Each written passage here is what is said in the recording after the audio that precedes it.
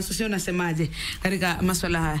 Namhurumia mheshimiwa hapa sana, sababu anakasana juu ya migogoro ya siasa yao ndani ya Azimio, sababu kinara yao ameamua na chama chake kushirikiana na rais kwa minajili ya Wakenya, na Raila Odinga sio mtoto kwa siasa.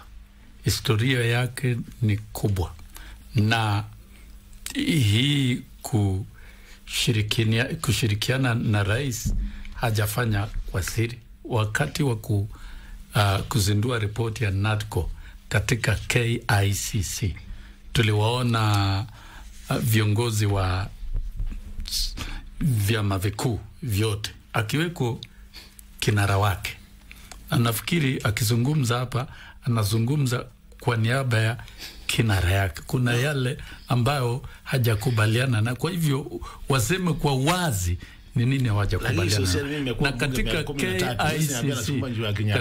KICC rais mwenyewe alisema, nafungua mlango ya serikali yangu ni walete wote ndio waweze kunisaidia kutimiza yale niliyawaahidi wa Kenya. Hayo ni maneno ya rais. na Raila Odinga yeye ameweza kugongamana na chama chake, na mliona hiyo agreement is a political agreement. Ilitiwa sahihi kati ya vyama viwili, ODM na UDA, na rais hakuwa anataja tu kuwaleta wale wote wengine kimsaha.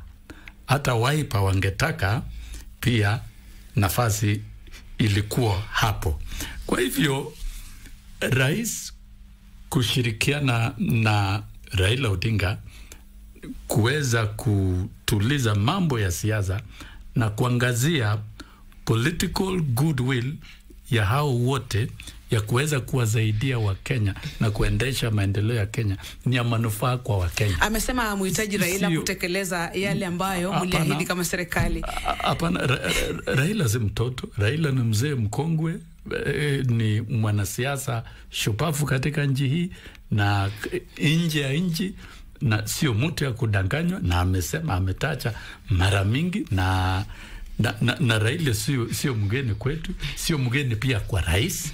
Najua huyu ajui 2007 ni William Ruto mwenyewe alilimleta rais Raila, tukamtembeza Rift Valley ndio tumsaidie kuwa rais. Kwa hivyo kuna ushirikiano ambao ile tunawajua, hata Kalonzo tulimtembeza. Kwa hivyo hao ni viongozi wa Kenya tunawajua, na ikifika wakati viongozi washirikiane ndio tuweze kubadilisha nchi. Kuna makosa gani? Na viongozi wenyewe Raila Odinga na William Ruto wamesema tuachane na maneno ya siasa ya 2027, tuangalie maslahi ya nchi. Hiyo ni statesmanship. Lakini pia katika hii mikutano utasikia siasa za mwaka 2027 zikitajwa. Mambo ya statesmanship ikitajwa, na ikifika mambo ya 2027 pia Raila na William Ruto wako na right kupanga mambo ya 2027. Yes, hiyo haina shida.